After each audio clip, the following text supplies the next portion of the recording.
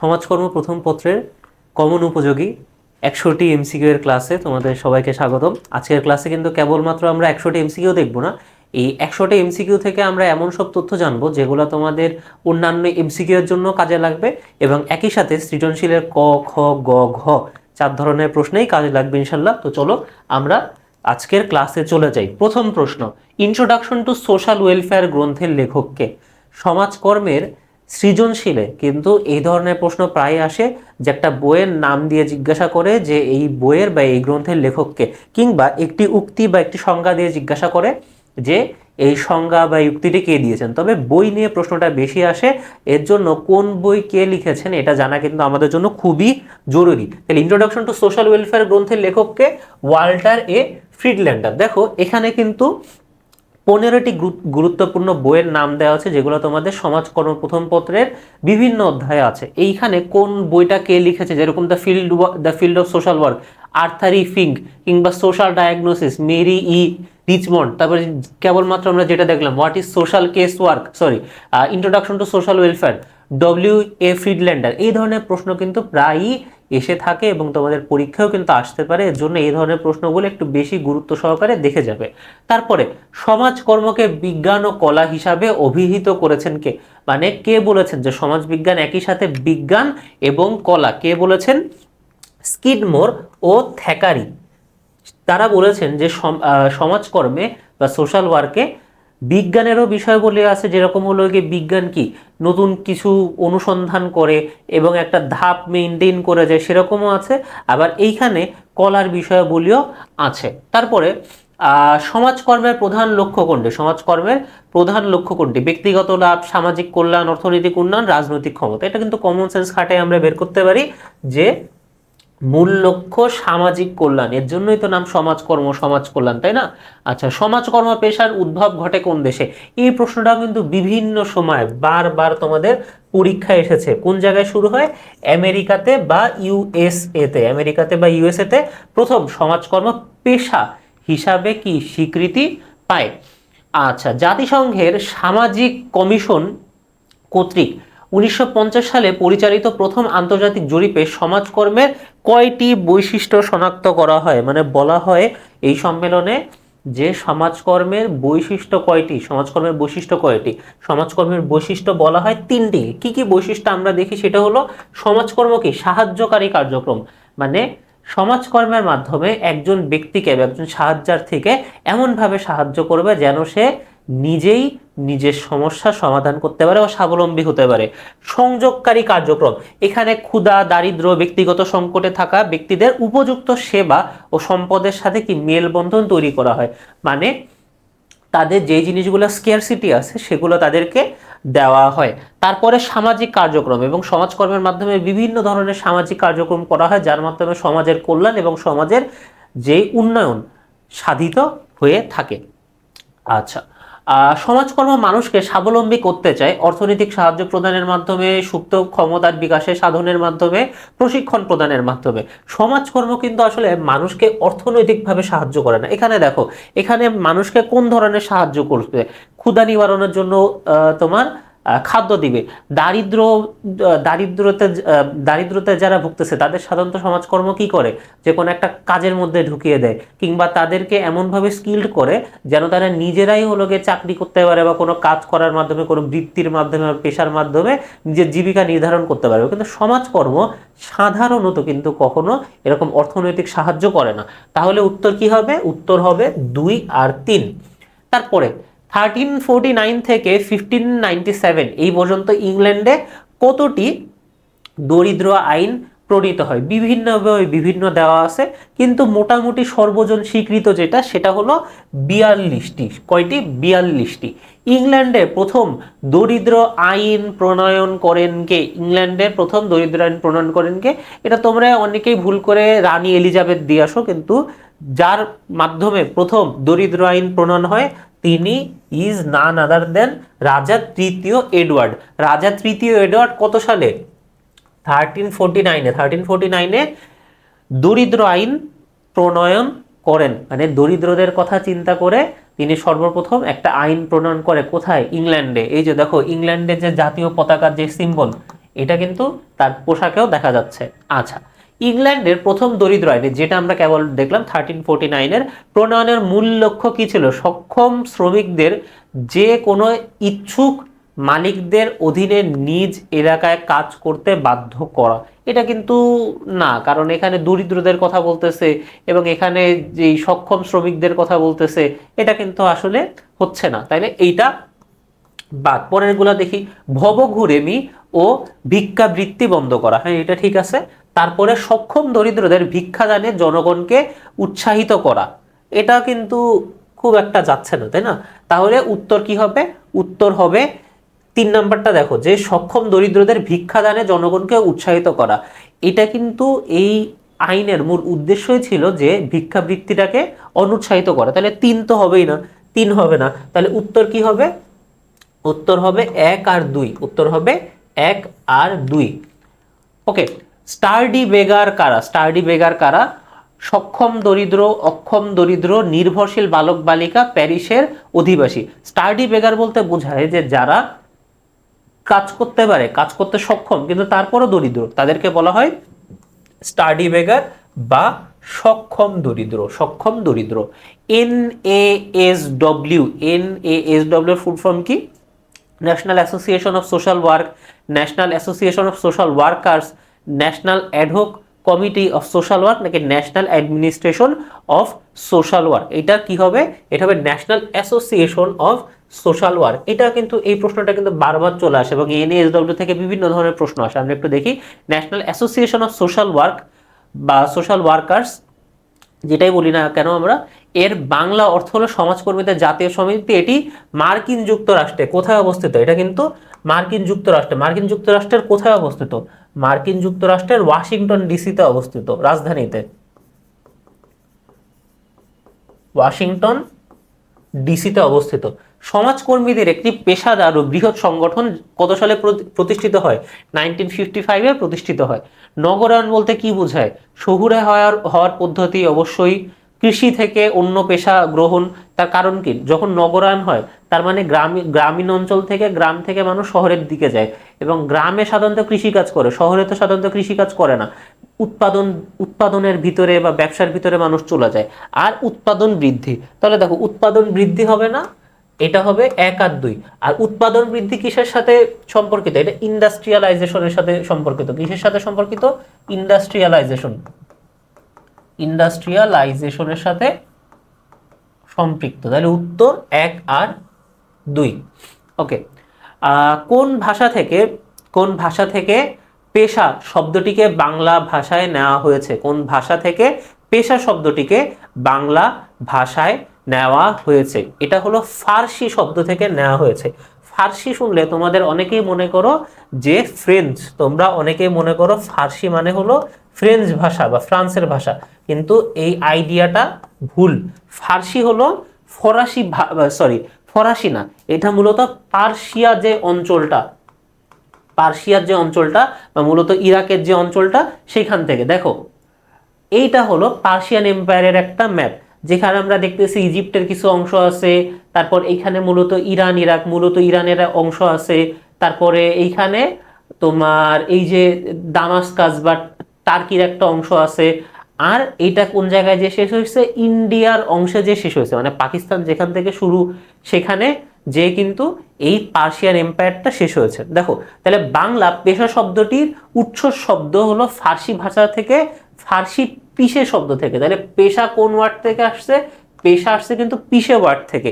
এটি বাংলা ভাষায় এসেছে, যার অর্থ জীবিকা বা কাজের মাধ্যম, মানে যেখান থেকে মানুষ রুটি রুজি বা পয়সা ইনকাম করতে পারে, সেটা। আচ্ছা, তারপরে আমরা দেখি প্রফেশন শব্দটি কোন শব্দ থেকে এসেছে? প্রফেশন শব্দটি এসেছে ল্যাটিন শব্দ থেকে, ল্যাটিন ভাষা থেকে এসেছে। প্রফেশন পেশাটি লাতিন শব্দ প্রফেসিও থেকে এসেছে। তাহলে যদি প্রশ্ন এভাবেও আসতে পারে যে প্রফেশন শব্দটা কোন শব্দ থেকে এসেছে, এটা আসছে প্রফেসিও থেকে বা প্রফেটেরি থেকে। যে কোনো একটা পরীক্ষায় আসতে পারে যে প্রফেসিও প্রফেটেরি থেকে এসেছে, যার অর্থ কোনো কিছু প্রকাশ্যে ঘোষণা করা বা নিজের দক্ষতা ও প্রতিশ্রুতির কথা জনসম্মুখে প্রকাশ করা। আমরা তো জানি যে যারা কোনো প্রফেশনে লিপ্ত তাই না? যারা কোনো প্রফেশনে লিপ্ত তারা তো তাদের নির্দিষ্ট কোনো দক্ষতা আছে, নির্দিষ্ট কোনো বিষয়ে তাদের এক্সপার্টিস আছে, এর জন্যই তারা নির্দিষ্ট কোনো প্রফেশনে যুক্ত হতে পেরেছে বা ঢুকতে পেরেছে, তাই না? এই যে এখানেও সেটা বলছে নিজের দক্ষতা বা প্রতিশ্রুতির কথা জনসম্মুখে স্বীকার করো। যদি জনসম্মুখে স্বীকার নাই করে, কেউ যদি নাই জানে যে তোমার একটা বিষয়ে এক্সপার্টিস আছে, তাহলে সেখানে তোমাকে কেনই বা নিবে, তাই না? আচ্ছা, ওকে, মূল্যবোধ একটি কি? বিমূর্ত ধারণা, আদর্শ ধারণা, মূর্ত ধারণা, সঠিক ধারণা। তাহলে আমাদের আগে বিমূর্ত ধারণা, তাহলে আমরা উত্তরটা কি? আমাদের উত্তর হলো বিমূর্ত ধারণা। তাহলে বিমূর্ত ওয়ার্ডটা বুঝতে গেলে আমাদের আগে কি বুঝতে হবে? মূর্ত। মূর্ত মানে কি? মূর্ত মানে যেটা হলো ভিজিবল, যেটাকে দেখা যায়, ধরা যায়, ছোঁয়া যায়।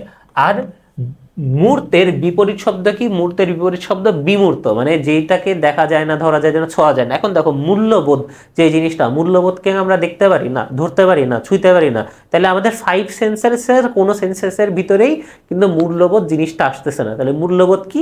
মূল্যবোধ একটা বিমূর্ত ধারণা, যেটার ইংরেজি কি? যেটার ইংরেজি হলো অ্যাবস্ট্রাক্ট ধারণা।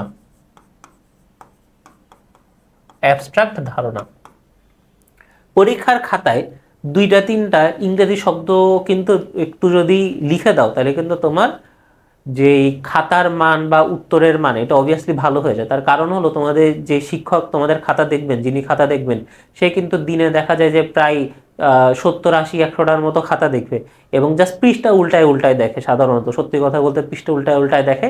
যেখান তাহলে তোমার লেখা মানে পৃষ্ঠা উল্টায় দেখতে দেখতে তোমার খাতায় যদি দেখে যে টিউনিক কোনো কিছু আছে, দেখা হলো যে গ্রাফ আছে বা ডায়াগ্রাম আছে, চার্ট আছে, বা বিভিন্ন স্ট্যাটিস্টিক্যাল কোনো তথ্য দিছো, পরিসংখ্যানের তথ্য দিছো, কিংবা এরকম একটা দুটি ইংরেজি ওয়ার্ড দেখা আছে, তাহলে কিন্তু সে পৃষ্ঠাটা উল্টাইতে উল্টাইতে ওই জায়গায় যে একটু থেমে যাবে এবং মনে হবে যে না, এই স্টুডেন্টটা বা তুমি আসলে পড়াশোনা করে এসে লিখতে বসছো। তাহলে এই ধরনের কিছু ট্রিক্স কিন্তু পরীক্ষার খাতায় ইউজ করাই যায়। ওকে, আচ্ছা, পেশা হিসাবে সমাজকর্ম স্বীকৃতি লাভ করে কখন? পেশা হিসাবে সমাজকর্ম স্বীকৃতি লাভ করে কখন? 1960, 40, 18 নাকি 60? 1960 সালে প্রথম সমাজকর্ম পেশা হিসাবে স্বীকৃতি লাভ করে। এক্স ঢাকা বিশ্ববিদ্যালয় হতে অর্থনীতি বিষয়ে উচ্চতর ডিগ্রি অর্জন করে অধ্যাপনার মাধ্যমে জীবিকা নির্বাহ করেন। ওয়াই চায়ের দোকানে কাজ করে জীবিকা নির্বাহ করেন। উদ্দীপকের এক্স এর জীবিকা নির্বাহের পেশাকে কি বলে? তাহলে দেখো এক্স কি করছে? অর্থনীতিতে উচ্চতর ডিগ্রি অর্জন করছে এবং এর মাধ্যমে সে জীবিকা নির্বাহ করতেছে, তাই না? তাহলে তার কোন একটা বিষয়ে তাত্ত্বিক কি আছে? তাত্ত্বিক জ্ঞান আছে এবং সেটা সম্পর্কে এক্সপার্টিস আছে, এবং সেটা সম্পর্কে সেটা সে কি কয়েক বছর ধরে হয়তো অনুশীলনও করছে, তাই না? তাহলে এটা কোন জিনিসটাকে ইন্ডিকেট করে? এটা কি পেশাকে ইন্ডিকেট করে না বৃত্তিকে ইন্ডিকেট করে? পেশাকে ইন্ডিকেট করে। তাহলে উত্তর হবে পেশা। তারপরে উদ্দীপকের এক্স ও ওয়াই এর মধ্যে পার্থক্য নিরূপিত করো। তাহলে এক্স যেটা করছে, এক্স এরটা কি? এক্স এরটা পেশা বা প্রফেশন, পেশা বা প্রফেশন, তাই না? আর এইখানে ওয়াই যেটা করছে সেটা হলো বৃত্তি। ওয়াই যেটা কি করছে? ওয়াই করছে বৃত্তি। ওকে, তাহলে পেশা বৃত্তির মধ্যে পার্থক্য আমরা খুঁজলেই হয়ে যাচ্ছে। এক্স ওয়াই এর মধ্যে পার্থক্য নিরূপিত হয় সুশৃঙ্খল জ্ঞান, দক্ষতার, নৈপুণ্যের মাধ্যমে। অবশ্যই তার কারণ হলো যে চায়ের দোকান চালায় বা যে হলো চা বিক্রি করে, তার কিন্তু আসলে ওরকম কোনো সুশৃঙ্খল জ্ঞান লাগে না, তাই না? তাহলে তার কিন্তু ওরকম সুশৃঙ্খল জ্ঞানের প্রয়োজন হয় না, তার ওইভাবে দক্ষতার প্রয়োজন হয় না, তাই না? আবার হলো তাত্ত্বিক জ্ঞান কিন্তু চা বিক্রেতার ওইভাবে লাগে না, তাই না? তাহলে এখানে আমরা বুঝতে পারতেছি যে 1 আর 2 হবে শিওর। 3 নাম্বারটা দেখি অর্থ উপার্জনের মাধ্যমে। দুইজনই কিন্তু অর্থ উপার্জন করতেছে, দুজনের কাছেই টাকা আসতেছে। কে কোন ভাবে ইনকাম করতেছে বা কার কাছে কম বেশি আসতেছে এরকম না। এমনও তো হতে পারে যে চা বিক্রি করতেছে, তার বিশাল চায়ের দোকান, তার দেখা গেল যে মাসে লাখ লাখ টাকার ইনকাম, কিন্তু যে হলো অর্থনীতিতে উচ্চতর ডিগ্রি অর্জন করে কোন এই পেশার সাথে জড়িত, সে দেখা যাচ্ছে মাসে 40, 50 বা 60 হাজার টাকা ইনকাম করতেছে। তাহলে কে কোন ভাগে ইনকাম করতেছে, কার হলো গিয়ে মাস শেষে কত টাকা আসতেছে, এটা বিষয় না। মূল বিষয়টা এই যে সুশৃঙ্খল জ্ঞান, দক্ষতা, নৈপুণ্যের মাধ্যমে, তাত্ত্বিক ও ব্যবহারিক শিক্ষার মাধ্যমে। তাহলে উত্তর কোনটা হবে? উত্তর হবে 1 আর 2। উত্তর কোনটা হবে? 1 আর 2। এখানে দেখো পেশা বৃত্তির মধ্যে পার্থক্য দেওয়া আছে। এই প্রশ্ন কিন্তু বা এরকম জিনিস কিন্তু প্রায় সময় তোমাদের খ মানে সৃজনশীলের খ নাম্বার অংশে বা গ নাম্বার অংশে বা ঘ নাম্বার অংশে এই বিষয়গুলো দেখানো হয়। যেহেতু এটা মূলত এমসিকিউ ক্লাস, এটা নিয়ে আমরা বিস্তারিত যাচ্ছি না, তোমাদের সুবিধার জন্য দেওয়া হলো, আশা করি কাজে লাগবে। জাকাত শব্দের আবিধানিক অর্থ কি? আমরা জানি যে আমরা যারা মুসলিম আছি, সামর্থ্য থাকলে কিন্তু জাকাত প্রদান করতে হয়। তাহলে জাকাত শব্দের আবিধানিক অর্থ কি? রূপান্তর করা, হ্রাস করা, সংযোজন করা, পবিত্রকরণ। এটার মানে হলো, এটার অর্থ কি? এটার অর্থ পবিত্রকরণ। জাকাতের মূল নিয়ম ও নিসাবটা দেখি। এখান থেকে কিন্তু প্রায়ই এমসিকিউ প্রশ্ন এবং অনেক সময় সৃজনশীল প্রশ্ন চলে আসে। চলো আমরা দেখি যে জাকাতের নির্ধারিত হার কি। প্রথমে বছরান্তরে মানে বছরের অন্তে বা বছরের শেষে সঞ্চিত মোট অর্থ, মোট নগদ অর্থ, স্বর্ণ, রৌপ্য এবং ব্যবসায়ের পণ্যের 2.5%, মাত্র 2.5%, যেটা হলো 1,00,000 টাকায় 2,500 টাকা জাকাত হিসাবে প্রদান করতে হয়। তাহলে পরিমাণটা এখানে দেওয়া আছে, মানে এই হারে বা এই পার্সেন্টেজে দেওয়া আছে। যদি 1,00,000 টাকা থাকে তাহলে এতটুকু দিবা বছর শেষে, যদি 2,00,000 টাকা থাকে তাহলে এর ডবল দিবা, 3,00,000 থাকলে এর ট্রিপল দিবা, এরকম আর কি। নিসাব পরিমাণ এটা এখন খুব গুরুত্বপূর্ণ, এবং নিসাব পরিমাণ থেকে কিন্তু সাধারণত প্রশ্নটা এসে থাকে যে মৌলিক প্রয়োজন মেটানোর জন্য, যে মানুষের যে মৌলিক প্রয়োজন, যে থাকা খাওয়া পড়ার জন্য যেই খরচ, এর বাইরে মৌলিক প্রয়োজন মেটার পরে ন্যূনতম 7.5 তোলা স্বর্ণ, বারবার এই জায়গা থেকে প্রশ্ন আসে, কতটুকু? 7.5 তোলা স্বর্ণ কিংবা 52.5 তোলা রৌপ্য বা রূপা, অথবা তার সমমূল্যের নগদ অর্থ। এখন সাধারণত স্বর্ণ বা রৌপ্য তো কেউ দেয় না, তাই না? তাহলে এইটার বাজার মূল্য যত, ওই পরিমাণ অর্থ জাকাত হিসাবে দিয়ে দেয়।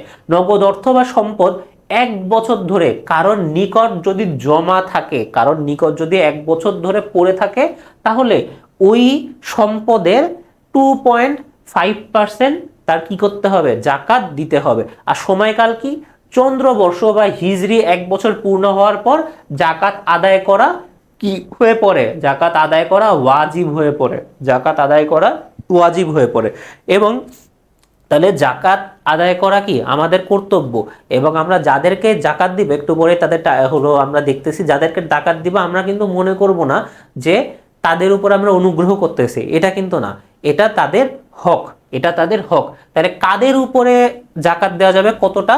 সেটা হলো 8টা গ্রুপকে জাকাত দেওয়া যাবে। এবং পবিত্র কুরআন শরীফের সূরা আত-তাওবার 60 নম্বর আয়াতে জাকাত বন্টনের এই 8টি সুনির্দিষ্ট খাতের কথা বলা হয়েছে, এবং যারা জাকাত পাওয়ার জন্য এলিজেবল তাদেরকে বলা হয় মাশারিফ। তাদেরকে কি বলা হয়? মাশারিফ। আচ্ছা, তাহলে কারা কারা যোগ্য? একটা হলো গিয়ে ফকির। আমরা এক কথায় বলি যে ফকির মিসকিন, ফকির মিসকিন, কিন্তু ফকির আর মিসকিনের মধ্যে কিন্তু পার্থক্য আছে। ফকির মানে হলো গিয়ে যারা নিঃস্ব, যাদের কেউ নাই, তাই না?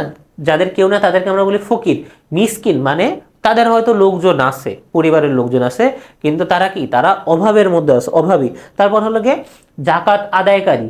তারপরে মন জয় করার জন্য, মনে করো যে কোনো মানুষকে ইসলামের কাছে আনার জন্য, বা কেউ মনে করো যে নব মুসলিম হয়েছে, তাদেরকে হলো জাকাত দেওয়া যাবে। তারপর দাস মুক্তির জন্য, এটা আসলে বর্তমান সময়ে দেখা যায় না, যেহেতু বর্তমান সময়ে আসলে দাস প্রথা নেই, এর জন্য দাস মুক্তির বিষয়টাও নেই। তারপর ঋণগ্রস্ত ব্যক্তি, কোনো ব্যক্তি মনে করো যে ঋণে আবদ্ধ, তাকে ঋণ দিয়েও কিন্তু জাকাত আদায় করা যায়। তারপরে আল্লাহর পথে মানুষকে মানে আল্লাহর পথে হলো গিয়ে টাকা দেওয়া, বলে না যে ফি সাবিলিল্লাহ, যেটাকে আর কি, যে আল্লাহর পথে টাকা দান করা।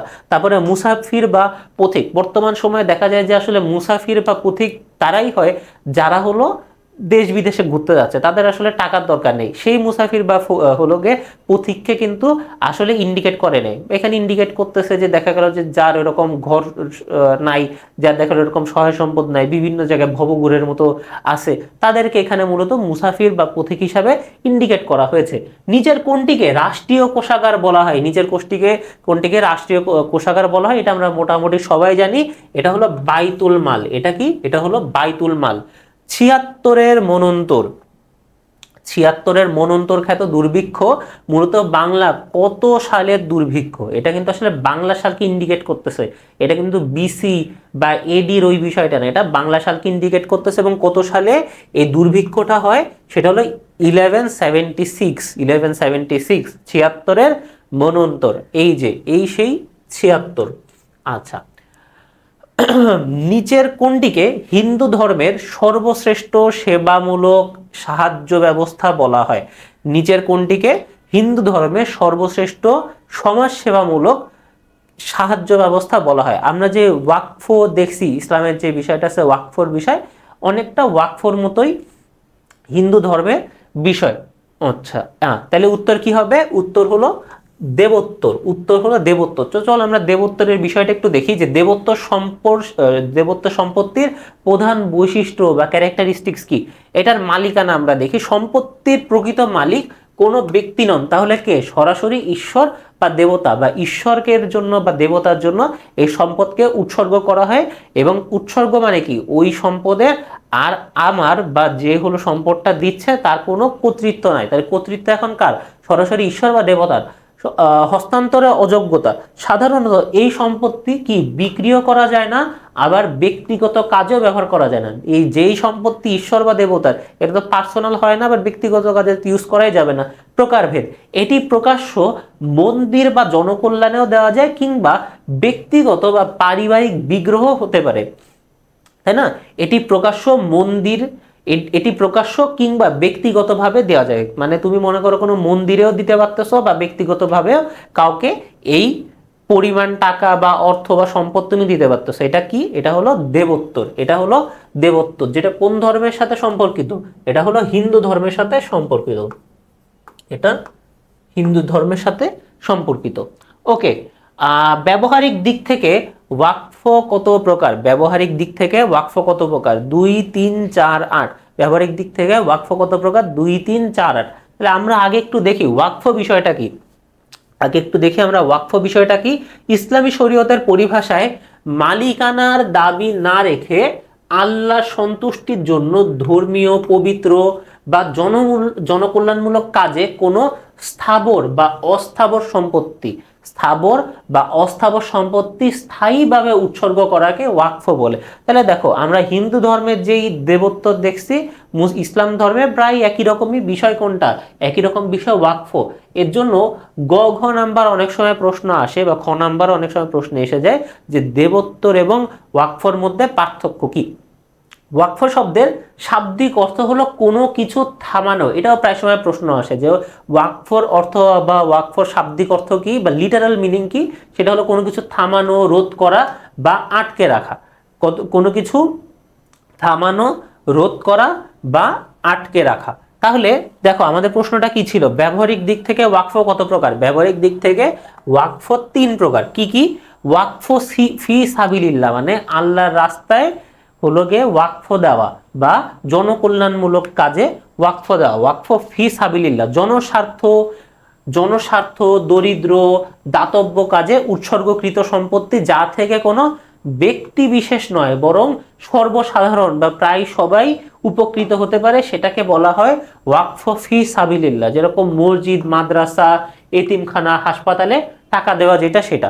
তারপরে ওয়াকফ আলাল আওলাদ বা পারিবারিক, মানে অলাদ বা পরিবারের লোকজনকে যেটা দেওয়া হয় সেটা।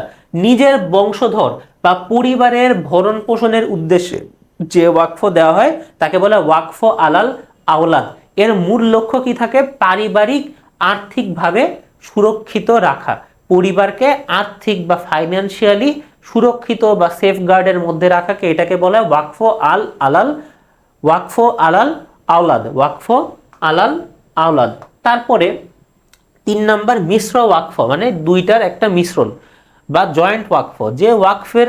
যে ওয়াকফের আয় থেকে আংশিক পরিবারের সদস্যদের দেওয়া হয়, আবার আংশিক দরিদ্র বা জনকল্যাণমূলক কাজে দেওয়া হয়, সেটা মিশ্র ওয়াকফ। তাহলে খাত কত প্রকার? তাহলে ব্যবহারিক দিক থেকে ওয়াকফ কত প্রকার? ওয়াকফের খাত কয় প্রকার? সেটা হলো 3 প্রকার। ওয়াকফ ফি সাবিলিল্লাহ, ওয়াকফ আলাল আওলাদ বা মিশ্র ওয়াকফ। বা যদি আরবিটা না লিখতে পারো, আরবিটা না জানো, কোনো সমস্যা নেই, জনকল্যাণমূলক, পারিবারিক এবং জয়েন্ট ওয়াকফ বা মিশ্র ওয়াকফ এরকম দিলেও হবে। আচ্ছা, সতীদাহ প্রথা উচ্ছেদ আইন পাশ হয় কত সালে? সতীদাহ প্রথা উচ্ছেদ আইন পাশ হয় কত সালে? আমরা তো জানি যে একসময় এই ভারত উপমহাদেশে একটা ট্রেডিশন ছিল যে হাজবেন্ড মারা গেলে সেই চিতাতেই ওয়াইফকে জীবন্ত অবস্থায় জ্বালায় দেওয়া হবে। সেটা খুবই বর্বর একটা হলো বিষয় ছিল, এবং পরবর্তীতে হলো আইন করে এই বিষয়টাকে তোমার বন্ধ করা হয়। আইন করে বিষয়টাকে বন্ধ করা হয়। তাহলে দেখি যে সতীদাহ প্রথা উচ্ছেদ আইন 1829 সালের 4 ডিসেম্বর, 1829 সালের 4 ডিসেম্বর ব্রিটিশ ভারতের তৎকালীন গভর্নর, তার নাম কি ছিল?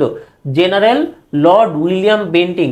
তাহলে প্রশ্ন কি আসতে পারে, কত সালে উচ্ছেদ করা হয়, কত তারিখ উল্লেখ করে, সেটাও আবার হলো গিয়ে কার মাধ্যমে হয়ে থাকে, কোন ব্রিটিশ প্রতিনিধির মাধ্যমে হয়?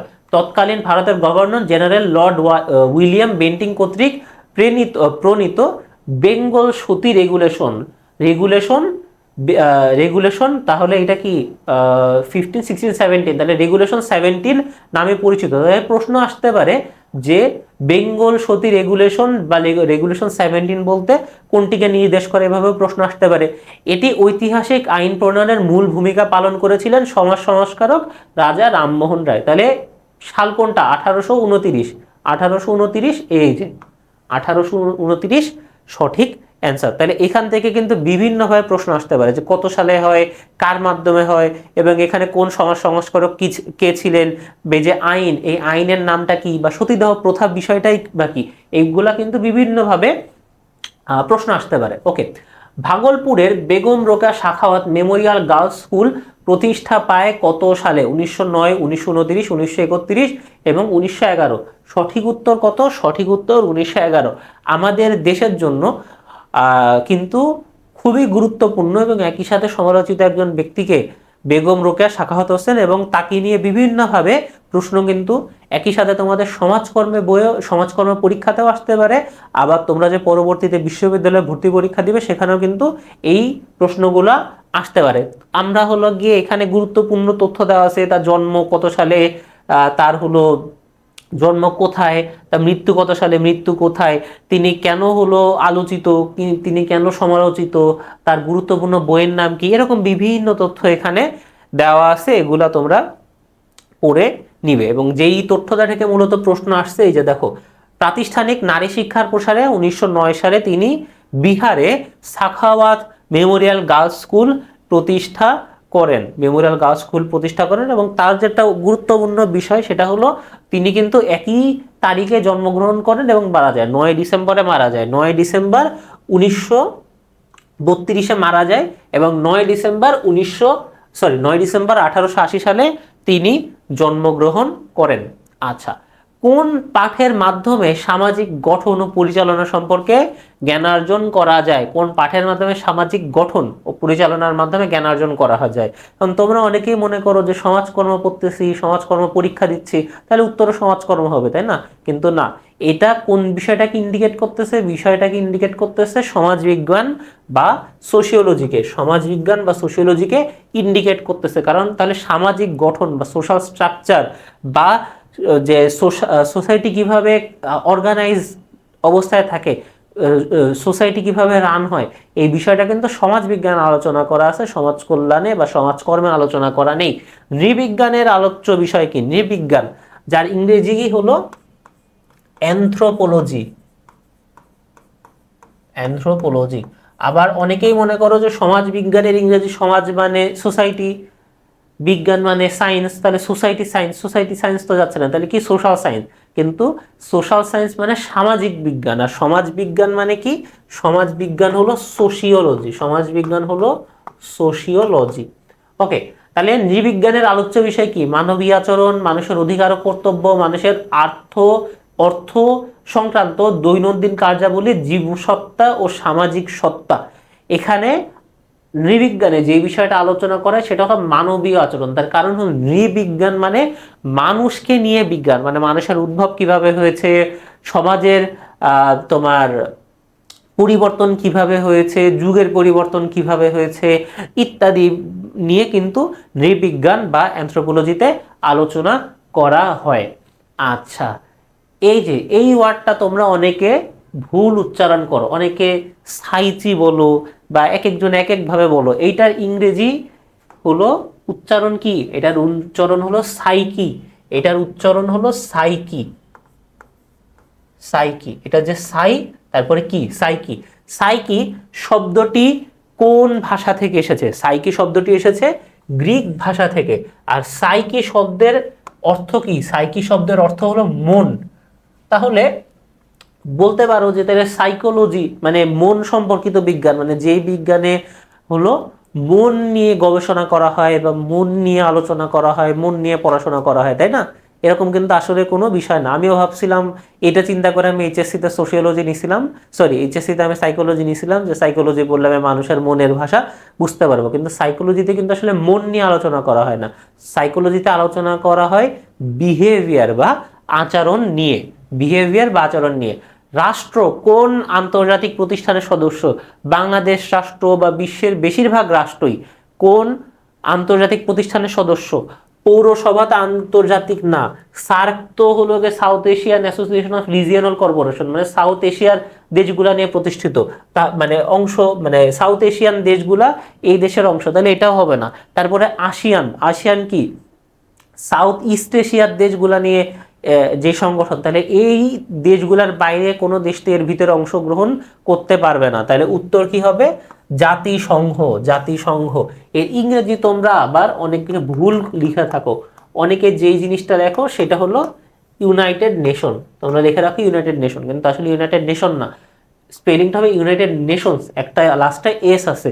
এরকমই যখন তোমরা লিখবা যে জাতিসংঘ লেখার পাশে যদি একটু ছোট করে ব্র্যাকেট ইউনাইটেড নেশনস লিখে রাখো, ছোট করে মানে নর্মাল ফন্টেই লিখবা ইউনাইটেড নেশনস লেখো, বা কত সালে প্রতিষ্ঠিত হয়, বা হলো তোমার এটার সদর দপ্তর কোথায়, এই বিষয়গুলো যদি সংক্ষেপে লিখে রাখো, তাহলে তোমার লেখার মান কিন্তু কয়েক ধাপ উপরে চলে যাবে। কল্যাণ অর্থনীতির জনককে? কল্যাণ অর্থনীতির জনক হলো পিগু, কল্যাণ অর্থনীতির জনক হলো পিগু। আচ্ছা, সমাজকর্ম ও সাংবাদিকতা বা জার্নালিজম পেশার মধ্যে সাদৃশ্যপূর্ণ বৈশিষ্ট্য বা সিমিলারিটিস কি? আচ্ছা, নিচ থেকে দেখি কর্মসংস্থান সৃষ্টি করা, না এটা আসলে মূল বৈশিষ্ট্য না, শারীরিক সুস্থতা তো নাই, মানসিক সুস্থতাও না, তাহলে কি হবে? জনমত গঠন করা। দেখো, সমাজকর্ম জনমত গঠন করে, মানুষের সাথে কথাবার্তা বলে, বিভিন্ন বিষয়ে তাদের অ্যাওয়ার করে, সাংবাদিকতায় পেশাও যারা লিপ্ত তারাও কিন্তু এই বিষয়টা করে। তাহলে উত্তর কি হবে? উত্তর হবে জনমত গঠন। উত্তর কি হবে? জনমত গঠন। উদ্দীপক দেখি। জাকির হোসেন ঢাকা বিশ্ববিদ্যালয়ের এমন একটি বিষয়ে অধ্যয়ন করছে যে বিষয়টি মানুষের বহুমুখী সমস্যার কার্যকরী সমাধানের জন্য ব্যবহারিক জ্ঞান দান করে থাকে, এজন্য তাকে সহায়ক হিসাবে বিভিন্ন সামাজিক বিজ্ঞান অধ্যয়ন করতে হয়, তাই না? তাহলে এখানে যখন বলছে যে মানুষের বহুমুখী সমস্যা কার্যকরী সমাধানের ব্যবহারিক জ্ঞান, তাহলে মানুষের সমস্যা সমাধানও যেরকম করে, আবার যেটা হলো একটা প্র্যাকটিক্যাল সায়েন্স, তাহলে আমরা বুঝতেছি এটা কোন দিককে হলো গিয়ে ইন্ডিকেট করতেছে, কোন সাবজেক্টকে, কোন ডিপার্টমেন্টকে, সেটা হলো সমাজকর্ম ডিপার্টমেন্ট। এবং ঢাকা বিশ্ববিদ্যালয়ের সমাজকর্ম কিন্তু বেশ ভালো একটা ডিপার্টমেন্ট, যদিও সেটা ইনস্টিটিউটের আন্ডারে। আচ্ছা, তাহলে উদ্দীপক ওইটাই প্রশ্ন আমরা দেখি। উদ্দীপকের জাকির হোসেন যে বিষয়টি অধ্যয়ন করছে তাকে কি বলা যায়, সেটা তো এই জায়গায় দেওয়াই আছে, ব্যবহারিক জ্ঞান, তাহলে এটা হবে। তারপরে সমন্বিত জ্ঞান, এখানে দেখো কি বলছে যে এর জন্য তাকে সহায়ক হিসেবে বিভিন্ন সামাজিক বিজ্ঞান অধ্যয়ন করতে হয়, মানে তাকে দেখা গেল ইকোনমিক্স পড়া লাগতেছে, political science, sociology, public administration বা অ্যানথ্রোপোলজি, পপুলেশন সায়েন্সেস, এই ধরনের বিভিন্ন বিষয় কিন্তু তাকে পড়া লাগতেছে, তাই না? তাহলে এটাও সমন্বিত জ্ঞান। কিন্তু তাত্ত্বিক জ্ঞান, সোশ্যাল ওয়েলফেয়ারের তাত্ত্বিক বিষয় বলে আছে ঠিকই, কিন্তু সেটা সেটা আসলে ফোকাস তেমন একটা করা হয় না। তাত্ত্বিক বিজ্ঞান মানে কি? থিওরিটিক্যাল সায়েন্স, বা এখানে মূলত থিওরিকে ইন্ডিকেট করতেছে। তবে সমাজ কল্যাণে মূলত সমন্বিত বিজ্ঞান এবং ব্যবহারিক বিজ্ঞানই বেশি বা প্রাধান্য পায়, এজন্য উত্তর কি হবে? 2 আর 3। তোমরা অনেকেই যখন এরকম বহু নির্বাচনী প্রশ্ন 1 2 3 নালা রোমান সংখ্যার প্রশ্ন দেখো, তোমরা চোখ বন্ধ করে বা একটু চিন্তা ভাবনা না করে কিন্তু উপরের সবগুলো 1 2 3 দাগিয়ে আছো, এই ধরনের ভুল কিন্তু করা যাবে না। সমাজকর্ম পদ্ধতি কয় প্রকার? সমাজকর্ম পদ্ধতি কত প্রকার? 2 প্রকার, 3 প্রকার, 4 প্রকার, 5 প্রকার? কয় প্রকার বলো? সমাজকর্ম পদ্ধতি মূলত 2 প্রকার। সমাজকর্ম পদ্ধতি মূলত 2 প্রকার। কি কি? একটা মৌলিক সমাজকর্ম, একটা সহায়ক সমাজকর্ম। তোমরা অনেকেই তোমাদের মনে এই যে সহায়ক পদ্ধতি যে 3টা, এটা মনে থাকে না, তোমাদের মনে থাকে এই 3টা। এর জন্য তোমরা মনে করো যে সমাজকর্মের পদ্ধতি হলো এই 3টা, এটা কিন্তু করা যাবে না। সমাজকর্মর মূল দুই ভাগে ভাগ করা হয়েছে, সেই দুই ভাগ থেকে আবার তিন ভাগে হয়েছে। সেটা কি কি? মৌলিক পদ্ধতি, সহায়ক পদ্ধতি, প্রাইমারি মেথডস, অক্সিলারি মেথডস বা সেকেন্ডারি মেথড, যেটাই বলো না কেন। মৌলিক পদ্ধতিকে তিন ভাগে ভাগ করা হয়েছে। ব্যক্তি সমাজকর্ম, মানে যেটা একক ব্যক্তি বা পরিবার নিয়ে কাজ করে, ব্যক্তি সমাজকর্ম। দল সমাজকর্ম, কোন একটা দলের সমস্যা সমাধানে যেটা কাজ করে সেটা হলো দল সমাজকর্ম। সমষ্টি সমাজকর্ম, পুরো এলাকা, পুরো সমষ্টি, পুরো একটা তোমার হলো এটাকে কি বলে, যে কমিউনিটি নিয়ে যখন কাজ করবে তখন সেটাকে বলা হবে সমষ্টি সমাজকর্ম। আর সহায়ক পদ্ধতি কি? সামাজিক প্রশাসন, নীতিকে সেবায় রূপান্তর করে হলো সামাজিক প্রশাসন, সামাজিক গবেষণা, সমাজ নিয়ে যে গবেষণা, সামাজিক গবেষণা এবং সামাজিক কার্যক্রম। এই যে গবেষণালব্ধ জ্ঞানটা যখন প্র্যাকটিক্যাল লাইফে ব্যবহার করা হবে তখন সেটাকে সামাজিক কার্যক্রম বলে, যার মাধ্যমে কি হয়, সমাজে পরিবর্তন বা সোশ্যাল চেঞ্জ বা সোশ্যাল রিফর্ম বা সংস্কার, যখন সংস্কার করে সেটা হলো সামাজিক কার্যক্রম। তাহলে কয় ভাগে ভাগ করা হচ্ছে? ভাগ করা হচ্ছে দুই ভাগে। সোশ্যাল ডায়াগনোসিস গ্রন্থের লেখককে? Mary Richmond, W F. Friedlander, Skidmore and Thackeray, Herbert Bisno. এই গ্রন্থের লেখক হলো হার্বার্ট বিষ্ণু। ব্যক্তি সমাজকর্মের উদাহরণ কয়টি? ব্যক্তি সমাজকর্মের উপাদান কয়টি? আমরা দেখি উপাদান হলো পাঁচ ভাগে ভাগ করা হয়। একটা হলো ব্যক্তি, তারপরে সমস্যা প্রবলেম, স্থান বা প্রতিষ্ঠান প্লেস, এবং পেশাদার প্রতিনিধি প্রফেশনাল রিপ্রেজেন্টেটিভ এবং প্রক্রিয়া প্রসেস। এই যে তাহলে কয় ভাগে ভাগ করা হয়েছে? পাঁচ ভাগে। এবং এটাকে কিন্তু 5P বলা হয়, সংক্ষেপে 5P বলা হয়। কেন? কারণ এইখানে যে পাঁচটি উপাদান সবগুলাই কিন্তু পি দিয়ে, পার্সনের পি, প্রবলেমের পি, প্লেসের পি, প্রফেশনাল রিপ্রেজেন্টেটিভের পি, তারপরে প্রক্রিয়ার পি। তাহলে কি বলা হয় একসাথে? 5P। সমস্যা সমাধান কয়টি স্তরে বিভক্ত? সমস্যা সমাধান কয়টি স্তরে বিভক্ত? সমাজকর্মে মানে তুমি যদি বিভিন্ন ক্ষেত্রে, বিভিন্ন বিজ্ঞানে, বিভিন্ন সেক্টরে সমস্যা সমাধানের প্রক্রিয়াকে কয়েক ভাগে ভাগ করা হয়, কয়েক ভাগে ভাগ করে। কিন্তু আমরা যদি কেবলমাত্র সমাজকর্মের কথা বলি, সমাজকর্মে কয় ভাগে ভাগ করা হয়? সমাজকর্মে ভাগ করা হয় পাঁচ ভাগে। সমাজকর্মে ভাগ করা হয় পাঁচ ভাগে। এই পাঁচটা ভাগ কি কি? প্রথমে অনুধান বা তথ্য সংগ্রহ করা। প্রথমে অনুধান বা তথ্য সংগ্রহ করা মানে আমরা যখন কোনো ডাক্তারের কাছে যাই, ডাক্তার কি করে? আগে ডায়াগনোসিস করেন, আগে বলে যে আপনার কি সমস্যা, জ্বর কয়দিন ধরে, কাশি কয়দিন ধরে, আচ্ছা আপনার এক্স-রে করে আসেন। এইগুলা করে সে কি করে? এগুলা করে সে কিন্তু আসলে টাকা ইনকাম করা বা হলো তোমার প্যাথোলজিতে বা যারা হলো গিয়ে টেস্ট করে যেসব কেন্দ্রগুলো, হসপিটাল করা, তাদের অর্থনৈতিক উন্নয়ন কিন্তু মূল উদ্দেশ্য না। মূল উদ্দেশ্য হলো সে যেন আসলে রোগ বা সমস্যাটাকে ভালো মতো নির্ণয় করতে পারে। এটাই হলো অনুধান বা তথ্য সংগ্রহ বা স্টাডি। তারপরে আসতেছে আমরা যেটাকে বললাম যে সমস্যা নির্ণয় বা রোগ নির্ণয় করা। তাহলে আগে যদি তোমার সম্পর্কে না জানে তাহলে রোগ নির্ণয় কিভাবে করতে পারবে? ঠিক একইভাবে সে যদি তথ্য ঠিকভাবে সংগ্রহ করতে না পারে তাহলে কিন্তু সে ঠিকভাবে ডায়াগনোসিসও করতে পারবে না। তাহলে সমস্যা নির্ণয়, রোগ নির্ণয়, ডায়াগনোসিস দ্বিতীয় ধাপ। তারপরে সমাধান বা চিকিৎসা। তাহলে সে যখন বুঝতে পারছে সমস্যাটা কোন জায়গায়, তখন সে কি ট্রিটমেন্ট পর্যায়ে চলে যেতে পারবে। তারপর ট্রিটমেন্ট করার পরে সে কি করবে? ইভ্যালুয়েট করবে, মানে সে আবার টেস্ট করে দেখবে। ডাক্তারের কাছে যখন কোনো সমস্যা নিয়ে যাও, ডাক্তারকে কি করে? তোমার সমস্যা খুঁজে তারপর হলো ডায়াগনোসিস করে তোমার রোগটা বের করে, তাই না? তারপরে রোগের জন্য ট্রিটমেন্ট দেয়, বলে যে আপনি এই ওষুধগুলা 2 মাস ধরে খাবেন, 2 মাস পরে আবার আমার কাছে আসবেন। 2 মাস পর আসার পর ডাক্তার কি করে? ডাক্তার ইভ্যালুয়েট করে, আবার চেক করে দেখে যে তোমার আগের যে সমস্যা ছিল সেই সমস্যাগুলা কি আছে নাকি নাই, না কমছে, না শেষ হয়ে গেছে, না বাড়ছে, এই বিষয়গুলো দেখে, ইভ্যালুয়েট করে। এবং তারপরে যখন ডাক্তার দেখে যে না তুমি ভালো অবস্থায় আছো, তখন তোমাকে কি বলে? আচ্ছা আপনার এই ওষুধগুলো খাওয়া লাগবে না, এই ওষুধগুলো খাওয়া লাগবে না, আপনি এই ওষুধগুলো যে প্রতিদিন খাইতেন আপনি সপ্তাহে একদিন করে খাবেন, বা হলো 3 দিন পর পর খাইতেন আপনি 2 সপ্তাহে একবার খাবেন, তাই না? তাহলে দেখো ডাক্তার যেইভাবে দেখে, একজন সমাজকর্মীও কিন্তু খানিকটা সেইভাবেই সমাজের বা ব্যক্তির সমস্যাগুলো, দলের সমস্যাগুলো বা সমষ্টির সমস্যাগুলো দূর করে থাকে। তাহলে ধাপ কি কি? প্রথমে study, diagnosis, treatment, evaluation, follow up, বা বাংলাগুলো পড়তে পারো।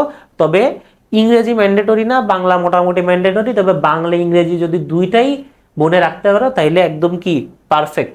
আচ্ছা, র্যাপো শব্দের উৎপত্তি কোন ভাষা থেকে হয়েছে? র্যাপো শব্দের উৎপত্তি কোন ভাষা থেকে হয়েছে? ফরাসি ভাষা বা ফ্রেঞ্চ ভাষা থেকে হয়েছে। এবং র্যাপো স্পেলিং কিন্তু তোমরা অনেকেই ভুল করে থাকো, র্যাপো, স্পেলিংটা ঠিকঠাক জেনে যাবে, র্যাপো। আচ্ছা, উই ফিলিং কোন দলে থাকে? উই ফিলিং কোন দলে থাকে? দল বলতে কিন্তু মূলত দুইটাকে বোঝানো হয়। দল বলতে মূলত কয়টাকে বোঝানো হয়? দুইটাকে, প্রাথমিক দল এবং মাধ্যমিক দল। যে উই ফিলিং বা হলো গিয়ে যেই তোমার নিজের মানুষদের দুঃখে কষ্ট পাওয়া, নিজের মানুষদের সুখে আনন্দ পাওয়া, এই যে বা নিজের মানুষদের যে খেয়াল করা বা হলো যোগাযোগে রাখা বা হলো তাদের সাথে সময় কাটাইলে তাদের সাথে কথা বলে যে ভালো লাগা, এই যে বিষয়গুলো, এইগুলাকে বলা উই ফিলিং। এবং উই ফিলিং কোন দলে থাকে? উই ফিলিং থাকে প্রাথমিক দলে বা প্রাইমারি গ্রুপে। প্রাইমারি গ্রুপে, প্রাথমিক দল বা primary group. Primary group, primary গ্রুপের মধ্যে কারা পড়ে?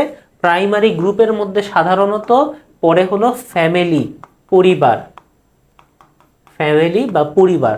আর মাধ্যমিক গ্রুপে কি? মাধ্যমিক গ্রুপ তাহলে সেকেন্ডারি গ্রুপ, সেকেন্ডারি গ্রুপ। এবং সেকেন্ডারি গ্রুপে কারা পড়ে? সেকেন্ডারি গ্রুপে পড়ে ফ্রেন্ডস বা কলিগস এরকম, বা নেইবার্স এরকম। আচ্ছা, রিসার্চ শব্দটির আক্ষরিক অর্থ কি? দেখো, আমরা যদি রিসার্চ শব্দের দিকে তাকাই তাহলে এটা কিন্তু দুই ভাগে ভাগ করা যায়। একটা হলো রি, আরেকটা কি? আরেকটা সার্চ। সার্চ মানে খোঁজা, রিসার্চ মানে রি মানে কি? আমরা বলি না রিস্টার্ট, মানে পুনরায় স্টার্ট করো। তাহলে রিসার্চ মানে কি? পুনরায় খোঁজা। তাহলে অনুসন্ধান হলো এই সার্চ, আর পুনর্সন্ধান, তাহলে এই রিসার্চ বলতে কোনটাকে বোঝায়? রিসার্চ বলতে বোঝায় পুনর্সন্ধানকে। রিসার্চ বলতে কি বোঝায়? পুনর্সন্ধানকে। আর আবিষ্কার কি? ইনোভেশন। আর তথ্য সংগ্রহ করাকে বলা যায় যে তোমার এটাকে কি বলে? যে ফাইন্ডিংস বা কালেকশন বলা যায় এটাকে। আচ্ছা, কালেকশন অফ নলেজ বা ফাইন্ডিংস অফ নলেজ। আচ্ছা, সামাজিক নীতি প্রণয়ন প্রক্রিয়ার ধাপ কোনটি? সামাজিক নীতি প্রণয়ন প্রক্রিয়ার ধাপ হলো সমস্যা নির্বাচন, সচেতনতা সৃষ্টি, জনসমর্থন সংগ্রহ, প্রস্তাব পেশ, নাকি সমস্যা চিহ্নিতকরণ, সাহিত্য পর্যালোচনা, নকশা প্রস্তুত, প্রতিবেদন প্রকাশ, নাকি মনোসামাজিক অনুধান, সমস্যা নির্ণয়, সমস্যা সমাধান, মূল্যায়ন, নাকি অনুভূত প্রয়োজন, কমিটি গঠন, খসড়া নীতি, জনসমর্থন, চূড়ান্ত নীতি। সামাজিক নীতি প্রণয়ন প্রক্রিয়ার যে ধাপ সেটা মূলত এইটা এই চারটা ভাগ। আচ্ছা, তারপরে আমরা দেখি যে বাংলাদেশের জাতীয় শিক্ষানীতি প্রণয়ন করা হয় কত সালে? জাতীয় শিক্ষানীতির নামেই কিন্তু আছে জাতীয় শিক্ষানীতি 2010। আমরা কিন্তু যখন পড়বো এইভাবে পড়বো, তাহলে উত্তর কি হবে? 2010। জাতীয় নারী উন্নয়ন নীতি সেটা কিন্তু তার পরের বছরই 2011-তে। ঠিক একইভাবে জাতীয় শিক্ষানীতি এটাও কিন্তু একই বছরে।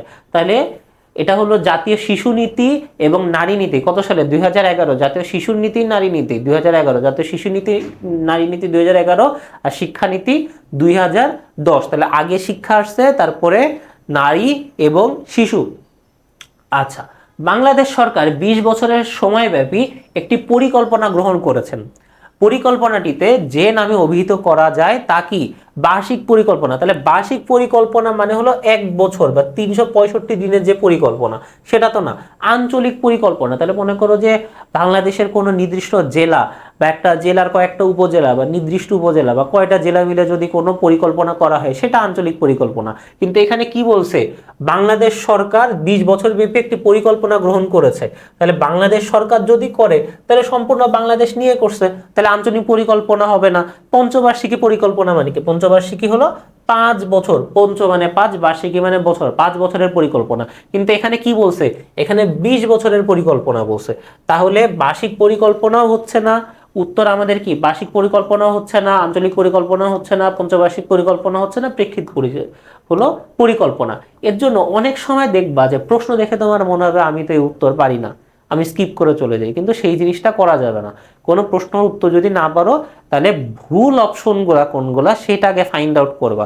অনেক সময় সঠিক উত্তর না জানা থাকলেও ভুল উত্তর কোনটা সেটা যদি তুমি জানতে পারো বা সেটা যদি তুমি জানো, তাহলেও কিন্তু সঠিক উত্তর অনেক সময় পৌঁছানো সম্ভব।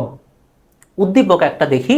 2009 সালে সরকার পরিকল্পিত পরিবার গঠন, মা ও শিশু স্বাস্থ্যের উন্নয়নের লক্ষ্যে একটি নীতি প্রণয়ন করেন। এই নীতির সুফল এখন জনগণ ভোগ করছে।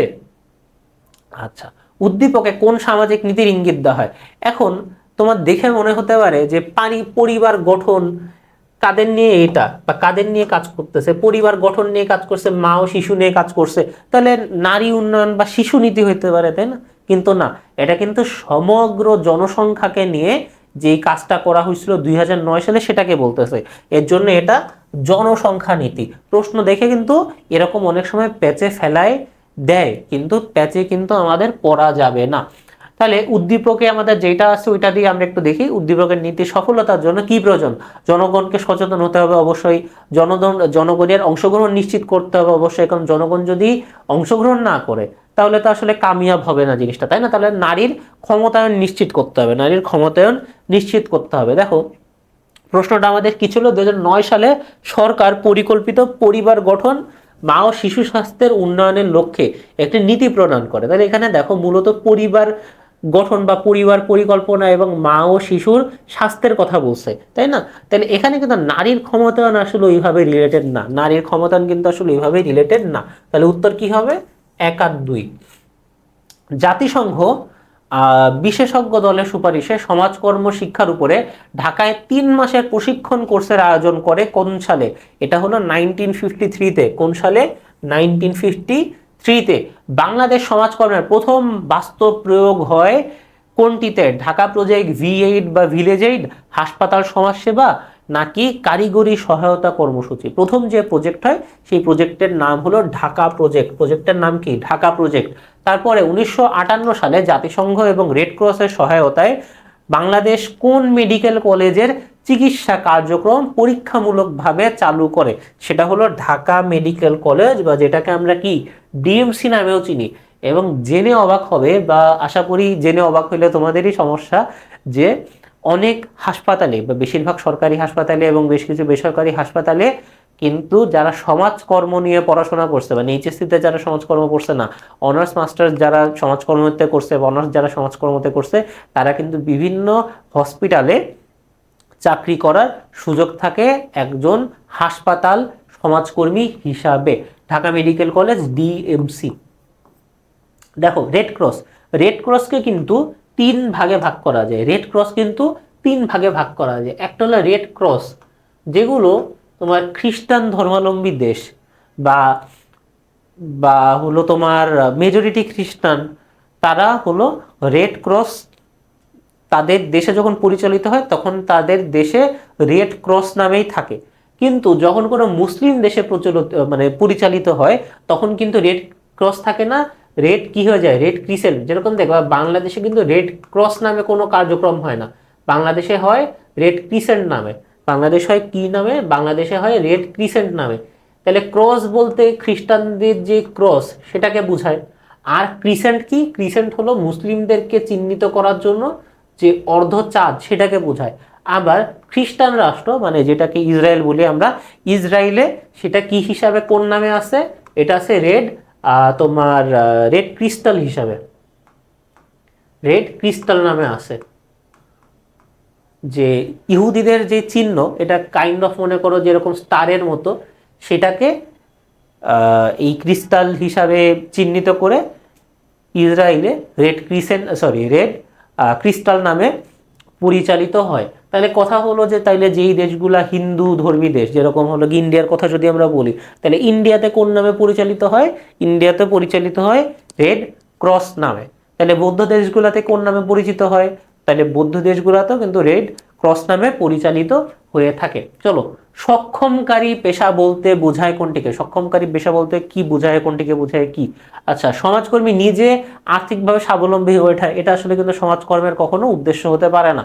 সমস্যাগ্রস্ত ব্যক্তিকে নিজ সামর্থ্যে স্বাবলম্বী করে গড়ে তোলা, বা সমস্যাগ্রস্ত ব্যক্তিকে এমনভাবে সহায়তা করা যেন সে নিজ সমস্যা নিজেই সলভ করতে পারে বা সমাধান করতে পারে। তাইলে উত্তর হবে এটা, উত্তর হবে এটা। তারপরে গ নাম্বারে কি বলছে তাও একটু দেখি। গ নাম্বারে বলছে সমস্যাগ্রস্ত ব্যক্তির চাকুরির ব্যবস্থা করা। এটা অবশ্যই সমাজকর্মের উদ্দেশ্য না। সমাজকর্ম কাউকে কি চাকরি দেয় না, সমাজকর্ম কাউকে চাকরি দেয় না। সমাজকর্ম কি করে? একজনকে এমনভাবে সহায়তা করে যেন সে নিজের সমস্যা নিজেই সমাধান করতে পারে। তারপরে সমস্যাগ্রস্ত ব্যক্তিকে আর্থিক সাহায্য করা। এটা কিন্তু আমরা একদম প্রথমেও দেখছি, সমাজকর্মের উদ্দেশ্য কিন্তু এটা না যে কোনো ব্যক্তিকে আর্থিকভাবে বা ফাইন্যান্সিয়ালি সাহায্য সহযোগিতা করা। তাহলে সক্ষমকারী পেশা বলতে কোনটিকে বোঝায়? 2 নাম্বার, সমস্যাগ্রস্ত ব্যক্তিকে নিজ সামর্থ্যে স্বাবলম্বী করে গড়ে তোলা। সমাজকর্ম পেশার বিকাশ ঘটে কোন দেশে? সমাজকর্ম পেশার বিকাশ ঘটে কোন দেশে বা সমাজকর্মকে কোন দেশ প্রথম পেশার স্বীকৃতি দেয়? সেটা হলো আমেরিকা বা USA. The nature of Social work, the nature of Social work গ্রন্থের লেখক কে? Zofia T বার্ট্রিম, Zofia T Butrym বা Zofia Butrym the nature of social science গ্রন্থের লেখক।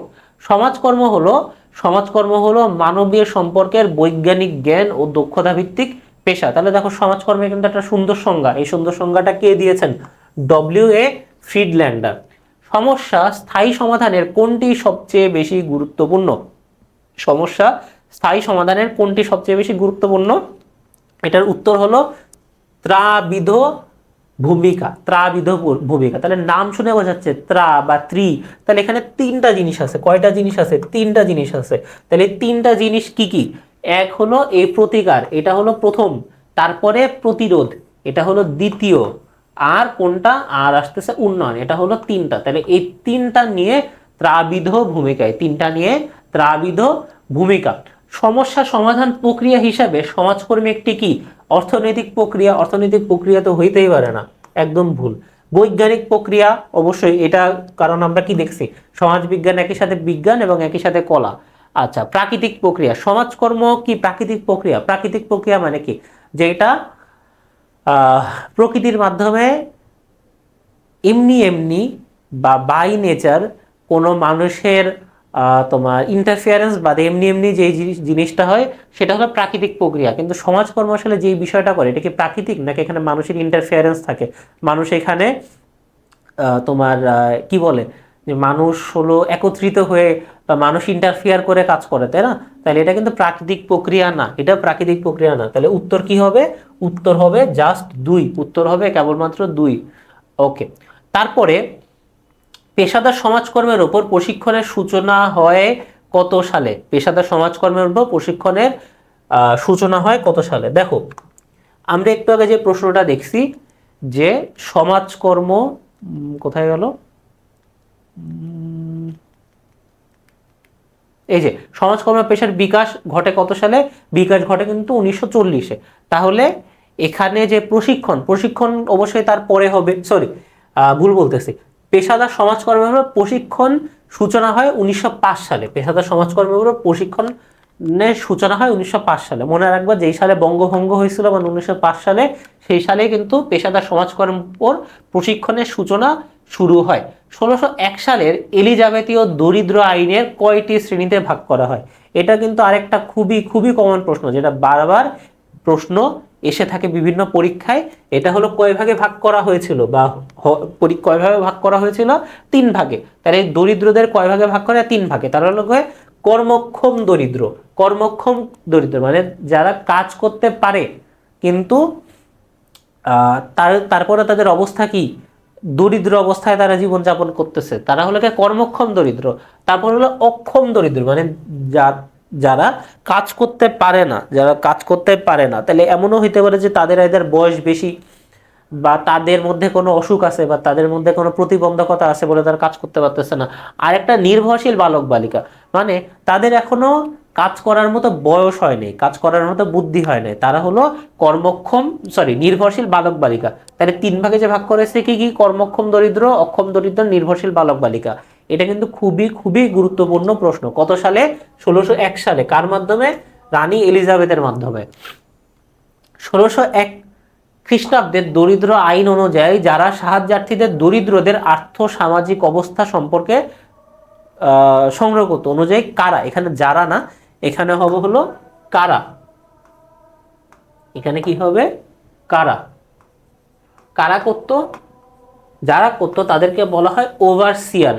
তাহলে কারা করতো? ওভারসিয়াররা এই হলো আর্থসামাজিক অবস্থা সম্পর্কে তথ্য সংগ্রহ করত। সিওএস পূর্ণরূপ কি? Community organisation society, council organisation society, charity operation society নাকি চ্যারিটি অর্গানাইজেশন সোসাইটি? সিইউএস এর পুনরূপ হলো চ্যারিটি অর্গানাইজেশন সোসাইটি। শিল্প বিপ্লব প্রত্যয়টি নামকরণ করেন কে? শিল্প বিপ্লব, শিল্প বিপ্লবের ইংরেজি কি? শিল্প বিপ্লবের ইংরেজি হলো, শিল্প মানে কি? ইন্ডাস্ট্রি। শিল্প মানে কি? Industry, industry. তাহলে শিল্প বিপ্লব, তাহলে ইন্ডাস্ট্রিয়াল রেভলিউশন, ইন্ডাস্ট্রিয়াল রেভলিউশন। এর নামকরণ কে? নামকরণ করেন আর্নল্ড টয়েনবি। বিভারিজ রিপোর্টের উল্লেখযোগ্য সুপারিশ কি? একীভূত এবং পর্যাপ্ত সামাজিক বীমা কর্মসূচি প্রবর্তন, সামাজিক বীমার সুবিধা বঞ্চিত মানুষের জন্য সরকারি কর্মসূচি গ্রহণ, প্রথম শিশুর পরবর্তী প্রতিটি শিশুর জন্য সাপ্তাহিক শিশু ভাতার ব্যবস্থা করা। তাহলে যে বিভারিজ রিপোর্ট আমরা জানি, মোটামুটি সবাই পড়ছি, তাহলে বিভারিজ রিপোর্টে কোন বিষয়গুলো সুপারিশ করা হয়েছিল? এই তিনটাই, যে একীভূত এবং পর্যাপ্ত সামাজিক বীমা কর্মসূচি প্রবর্তন, সামাজিক বীমার সুবিধা বঞ্চিত মানুষের জন্য সরকারি কর্মসূচি গ্রহণ এবং প্রথম শিশুর পরবর্তী প্রতিটি শিশুর জন্য সাপ্তাহিক শিশু ভাতার ব্যবস্থা করা। তাহলে উত্তর কি হবে? উত্তর হবে 1, 2 আর 3। পেশার বৈশিষ্ট্য কোনটি? আমরা কিন্তু হলো একদম প্রথমেই দেখছিলাম যে পেশা এবং বৃত্তির মধ্যে পার্থক্য। তাহলে পেশার বৈশিষ্ট্য কি? সুশৃঙ্খল জ্ঞান ভান্ডার ও তাত্ত্বিক ভিত্তির উপস্থিতি, অবশ্যই। উচ্চ পর্যায়ে শিক্ষা ও প্রশিক্ষণের উপস্থিতি থাকতে হবে।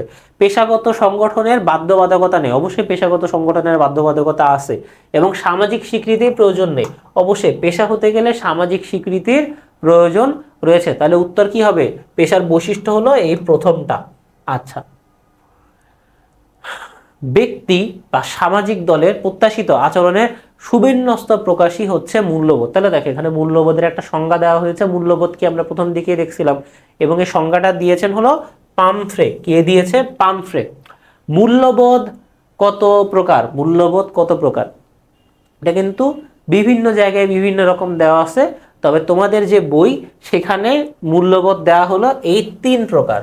মূল্যবোধ দেওয়া হলো 3 প্রকার। কি কি? একদম প্রথমে আসতেছে সামাজিক মূল্যবোধ, মানে যে মূল্যবোধগুলো আমরা সমাজ থেকে পেয়ে থাকি, সমাজের যারা মানুষ আছে, আমাদের পরিবার বলো, আমাদের পরিজন বলো, আমাদের আত্মীয় স্বজন বলো, আমাদের প্রতিবেশী বলো, বন্ধু বলো, সহপাঠী বলো, ধর্ম এখানে বাদ, এইগুলা থেকে আমরা যে মূল্যবোধ পাই সেগুলো সামাজিক মূল্যবোধ। তারপর হলো নৈতিক মূল্যবোধ, যেগুলো আমরা রীতি নীতি এইগুলা থেকে পেয়ে থাকি, যে আমরা দেখতে সমাজে এই বিষয়গুলো হয়ে আসতেছে, আমরা দেখে দেখে শিখতেছি, তাই না? এইগুলা হলো নৈতিক মূল্যবোধ, যেগুলো আমাদের নীতি নৈতিকতা শেখায়। আরেকটা হলো ধর্মীয় মূল্যবোধ, যে আমরা ইসলাম ধর্ম থেকে জানতে পারি যে এইগুলা করা যাবে, এইগুলা করা যাবে না। হিন্দু ধর্ম বলা আছে, খ্রিস্টান ধর্ম, বৌদ্ধ ধর্ম, সব ধর্মে এরকম বলা আছে। তাইলে ধর্মীয় সোর্স থেকে আমরা যে মূল্যবোধ পাই সেটাকে বলা হয় ধর্মীয় মূল্যবোধ। আচ্ছা, পেশার মর্যাদা অর্জনের জন্য অন্যতম বৈশিষ্ট্য কি? তাহলে পেশা হইতে গেলে কি লাগবে? পারিবারিক স্বীকৃতি কি পেশার জন্য গুরুত্বপূর্ণ? না। সামাজিক স্বীকৃতি গুরুত্বপূর্ণ, জনকল্যাণমুখিতাও গুরুত্বপূর্ণ। তাহলে উত্তর 1 বাদে বাকি সব 2 আর 3। 2 আর 3 কোথায়? এই যে উত্তর। চলো তারপরে পরেরটা দেখি। উদ্দীপকটি পড়ো এবং প্রশ্নের উত্তর দাও। জারিফ কৃতিত্বের সাথে ইঞ্জিনিয়ারিং ডিগ্রি অর্জন করে একটি ইঞ্জিনিয়ারিং ফার্মে চাকরিতে যোগদান করে জীবিকা নির্বাহ করছে। তাহলে সে ইঞ্জিনিয়ারিং পড়ছে, তাহলে 4 বছর ধরে ইঞ্জিনিয়ারিং পড়ছে, তাহলে থিওরিটিক্যাল নলেজ আছে, এগুলা পড়ার সময় সে প্র্যাকটিক্যাল অনেক কিছু করছে, তাই না? তাহলে এটা কি? এটা অবভিয়াসলি পেশা। জারিফের চাকরি কোন ধরনের আয় ব্যবস্থা? এটা হলো পেশার মাধ্যমে সে জীবিকা নির্বাহ করতেছে। তাহলে পেশা নির্বাচিত হয় কিসের মাধ্যমে? দেশ বিদেশে অবস্থানের ভিত্তিতে অবশ্যই না, পেশার মানদণ্ডের ভিত্তিতে, জ্ঞানের প্রয়োগের ভিত্তিতেও না, কারণ জ্ঞান কিন্তু কিছু ক্ষেত্রে বৃত্তিতেও লাগে, আবার বেশি উপার্জনের ভিত্তিতে না। কারণ আমি যে প্রথমে বললাম যে চা বিক্রি করেও একজন কোনো চাকরিজীবীর থেকে বেশি ইনকাম করতে পারে এবং অনেকেই করে। তাহলে পেশা নির্বাচিত হয় কিসের ভিত্তিতে? পেশার মানদণ্ডের ভিত্তিতে। চ্যারিটাস শব্দের অর্থ কি? চ্যারিটাস আমরা যে বলি না যে চ্যারিটি, যে চ্যারিটি বিগিনস অ্যাট হোম, এই চ্যারিটি মানে হলো কি? চ্যারিটি মানে হলো মানব প্রেম। চ্যারিটি মানে হলো মানব প্রেম, এবং যাদের ভিতরে মানব প্রেম আছে তাদেরকে ইংরেজিতে কি বলে? ফিল্যান্থ্রোপিস্ট। ফিল্যান্থ্রোপিস্ট মানে যারা দেখবা যে মানুষের দুঃখ দুর্দশায় পাশে এসে দাঁড়ায়, টাকা পয়সা দান করে, তাই না? মানুষের দুঃখ তাদেরকে কাঁদায়, মানুষের আনন্দ তাদেরকে হাসায়, তারা হলো এই ফিলান্থ্রপিস্ট বা যাদের ভিতরে মানব প্রেম আছে। জাকাত বিতরণের খাত কয়টি? এটা কিন্তু আমরা একটু আগেই দেখছি যে খাত কয়টি, 8টি খাতে আমাদের কোরআন শরীফে বলা আছে 8টি খাতে জাকাত দেওয়া যাবে। দেবোত্তর কত প্রকার? দেবোত্তর আমরা দেখছি 2 প্রকার। একটা হলো তুমি মন্দিরে দিতে পারবা বা মানুষকে ব্যক্তিগতভাবে দিতে পারবা, 2 প্রকার। এর জন্য এগুলোতে ডিটেলসে গেলাম না। ওয়াকফ এর শাব্দিক অর্থ কি? এটাও কিন্তু আমরা দেখছি। শাব্দিক অর্থ হলো আটক। শাব্দিক অর্থ আটক। সামাজিক নিরাপত্তা কর্মসূচিকে কয় ভাগে ভাগ করা যায়? এইবার আসতেছে, বলো যে সামাজিক নিরাপত্তা কর্মসূচিকে কয় ভাগে ভাগ করা যায়। চলো আমরা দেখি। সামাজিক নিরাপত্তা কর্মসূচিকে 3 ভাগে ভাগ করা যায়। সামাজিক নিরাপত্তা কর্মসূচিকে 3 ভাগে ভাগ করা যায়। একটা হলো সামাজিক বীমা বা সোশ্যাল ইন্স্যুরেন্স। কর্মী ও মালিকের যৌথ বা একক অবদানের মাধ্যমে গঠিত তহবিল থেকে দুস্থ ও বিপদ মুক্তির উদ্দেশ্যে যে আর্থিক সহায়তা করা হয় সেটা হলো সামাজিক বীমা। তারপরে সামাজিক সাহায্য বা সোশ্যাল অ্যাসিস্ট্যান্স। অবস্থাগ্রস্ত বা দরিদ্র জনসাধারণকে রাষ্ট্রীয় তহবিল থেকে সরাসরি বা নিঃশর্তভাবে, মানে তাদের কাছ থেকে আর কোনো কিছু এক্সপেক্ট করতেছে না, যাদেরকে দিচ্ছে, দরিদ্রদেরকে দিচ্ছে, তাদের কাছ থেকে কোনো কিছু এক্সপেক্ট করতেছে না, যখন এভাবে তাদেরকে অর্থ সহযোগিতা করা হবে সেটাকে বলা হয় সামাজিক সাহায্য বা সোশ্যাল অ্যাসিস্ট্যান্স। আর একটা হলো সমাজ সেবা। সমাজের বিশেষ চাহিদাপূর্ণ বা অক্ষম ব্যক্তিদের পুনর্বাসন করার জন্য, মানে তারা যেন আবার সমাজের আর 10টা মানুষের মতো ফিরে এসে কাজ করতে পারে ও জীবনযাপনের মান উন্নয়নের জন্য যে কার্যক্রম সেটাকে বলা হয় সমাজসেবা বা সোশ্যাল সার্ভিস। তাহলে সামাজিক নিরাপত্তা কর্মসূচি এভাবে বিভক্ত, 3 ভাগে বিভক্ত। সতী শব্দের অর্থ কি? সতী শব্দের অর্থ কি? সতী শব্দের অর্থ হলো সাধ্যী। তাহলে সতী যতটা সহজ অর্থ, সাধ্যী কিন্তু আরো কঠিন অর্থ। সতী বা সাধ্যী বলতে কি বোঝায়? বোঝায় যেই নারী ধর্মকর্ম করে, যেই নারীর চরিত্র ভালো, যেই নারীর চরিত্র ভালো তাকে বলা হয় সাধ্যী বা সতী। আবার যেই নারী তার স্বামীর কথা শুনে, তাহলে স্বামীর অনুগত তাকে কি বলে? তাকে বলে সতী বা সাধ্যী। হিন্দু বিধবা আইন পাশ হয় কোন সালে? হিন্দু বিধবা আইন পাশ হয় কত সালে? হিন্দু বিধবা আইন পাশ হয় 1856 সালে। হিন্দু বিধবা আইন পাশ হয় 1856 সালে। মনোবিজ্ঞানকে আচরণের বিজ্ঞান কে বলেছে? আমি যে আগেই বলছিলাম যে মনোবিজ্ঞানের ইংরেজি কি? সাইকোলজি। তাহলে সাইকি মানে কি? মন। মনোবিজ্ঞানের মন তো মনু শব্দ কোন জায়গা থেকে আসছে? মন শব্দ থেকে আসছে। তাহলে মনোবিজ্ঞান বা সাইকোলজিতে কিসের আলোচনা করে? মনের আলোচনা করে। আসলে কিন্তু না, মনোবিজ্ঞানে আসলে আচরণ বা বিহেভিয়ারের নিয়ে গবেষণা করা হয়, পড়াশোনা করা হয়। তাহলে মনোবিজ্ঞানকে আচরণের বিজ্ঞান কে বলেছেন হলো আমাদের জে.বি. ওয়াটসন। কে বলেছেন? জে.বি. ওয়াটসন। সাইকোলজি শব্দের অর্থ কি? সাইকোলজি শব্দের অর্থ মন বা আত্মা, শরীর বা মন, আত্মা বা মুক্তি, ব্যক্তিত্ব। সাইকোলজি শব্দের অর্থ কিন্তু এই মন বা আত্মা, মন বা আত্মা। আচ্ছা, তারপরে উৎপাদন, বন্টন, ভোগ, বিনিয়োগ কোন সামাজিক বিজ্ঞান বিষয়ের অন্তর্ভুক্ত? তোমাদের প্রথমেই বলছিলাম যে অনেকেই মনে করে যে সমাজ বিজ্ঞানের ইংরেজি হলো সোশ্যাল সায়েন্স, কিন্তু সামাজিক বিজ্ঞানের ইংরেজি হলো সোশ্যাল সায়েন্স। সামাজিক বিজ্ঞানের ইংরেজি সোশ্যাল সায়েন্স বা সোশ্যাল সায়েন্সেস। তাহলে উৎপাদন, বন্টন, ভোগ, বিনিয়োগের ভিতরে কোনটা আলোচনা করা হয়? ইকোনমিক্স বা অর্থনীতিতে আলোচনা করা হয়। ইকোনমিক্স বা অর্থনীতিতে আলোচনা করা হয়। সমাজকর্ম বা সাংবাদিকতা পেশার মধ্যে সাদৃশ্যপূর্ণ বৈশিষ্ট্য কি? এই প্রশ্নটা আমরা আগেও একবার দেখছি, সেটা হলো কি? জনমত গঠন করা। পেশাজীবী জনাব ফিদা সামিন এমন একটি সংস্থায় কাজ করেন যেখানে সুনির্দিষ্ট পদ্ধতি প্রয়োগ করে ব্যক্তি, দল ও সমষ্টির সমস্যা সমাধানের চেষ্টা করা হয়। এক্ষেত্রে ফিদা সামিন এমন একটি সামাজিক বিজ্ঞানের জ্ঞান ও কৌশল অনুসরণ করেছে যার গুরুত্ব সমাজে দিন দিন বৃদ্ধি পাচ্ছে। তাহলে এখানে দেখো ব্যক্তি, দল ও সমস্যার সমাধান করা হয়, এটা দেখে কিন্তু আমরা বুঝতে পারতেছি উত্তর হবে সমাজকর্ম বা সোশ্যাল ওয়ার্ক। সমাজ জীবনে উক্ত বিষয়ের গুরুত্ব বৃদ্ধি পাওয়ার কারণ কি? সামাজিক পরিবর্তনের ফলে। সমাজ যেহেতু পরিবর্তন হচ্ছে, বিভিন্ন ধরনের সমস্যা আসতেছে, এই সমস্যাগুলা রোধ কারা করবে? যাদের সমাজকর্মর জ্ঞান আছে, তাহলে এটা হবে। শিল্পায়ন ও নগরায়নের ফলে বিভিন্ন সমস্যা হচ্ছে, এই সমস্যাগুলো সলভ কারা করবে? সমাজকর্মীরা করবে। তারপরে জন্মহার বৃদ্ধি ও মৃত্যুহার হ্রাসের ফলে, এটাও সমাজে অবশ্যই হচ্ছে, ঠিক আছে, কিন্তু এর সাথে কিন্তু সমস্যার কোনো ডিরেক্ট সম্পর্ক নাই, এর সাথে কিন্তু সমস্যার কোনো ডিরেক্ট সম্পর্ক নাই। তাহলে উত্তর কি হবে? উত্তর হবে 1 আর 2। উত্তর কি হবে? 1 আর 2। ইংরেজি মেথড শব্দটি কোন শব্দ থেকে এসেছে? ইংরেজি মেথড শব্দটা আসছে গ্রিক শব্দ থেকে। ইংরেজি মেথড শব্দটা আসছে গ্রিক শব্দ থেকে। ইংরেজি মেথড শব্দটি গ্রিক শব্দ মেথোডস থেকে উৎপন্ন হয়েছে বা উৎপত্তি হয়ে পরবর্তীতে ল্যাটিন ভাষায় গেছে মেথোডস। তাহলে ইংরেজি মেথড শব্দ কোন জায়গা থেকে আসছে? গ্রিক শব্দ মেথোডস থেকে আসছে। গ্রিক শব্দ মেথোডসকে আবার কারা নিছে? ল্যাটিন নিয়ে মেথোডসকে, ল্যাটিন ভাষায় মেথোডসকে কি বলা হয়? মেথোডাস। এখানে ওতে কিসের রূপান্তর হয়েছে? ইউ এর রূপান্তর হয়েছে। গ্রিক মেটা বা পরে বা অনুসরণে এবং হোডোস পথ বা রাস্তা, এই মেটা এবং হোডোস দুইটা শব্দ মেল বন্ধনে কোন শব্দটা রচিত হয়? রচিত হয় মেথোডোস শব্দ, যেটা কোন শব্দ? গ্রিক শব্দ। এবং গ্রিক শব্দ পরে ল্যাটিন ভাষায় কি হয়েছে? মেথোডোস থেকে মেথোডাস। আর ইংরেজি কি?